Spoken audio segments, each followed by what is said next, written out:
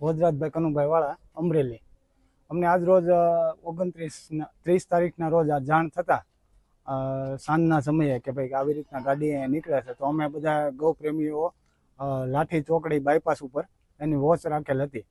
તો અમને જાણતા હતા ગાડી ડ્રાઈવર ત્યાંથી નીકળતા એમને ફૂલ સ્પીડમાં ગાડી આગળ લગાવી દીધી હતી અને અમે બધા ગૌપ્રેમીઓ છે ને ત્યાં ગાડી ઊભી રખાવેલ હતી.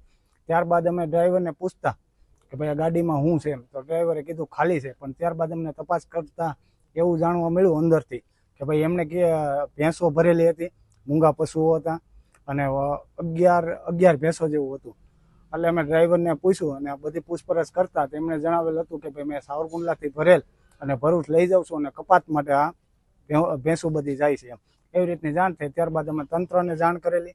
તમામ પરિષદવાળા ગૌપ્રેમીઓ બધા બહુ મોટી સંખ્યામાં ભેગા થઈ ગયા હતા. ત્યારબાદ તંત્ર ત્યાં આવી અને ચોકસાઈપૂર્વક કાર્યવાહી બધી કરવા માટે અમે પોલીસ સ્ટેશન હાજર છીએ.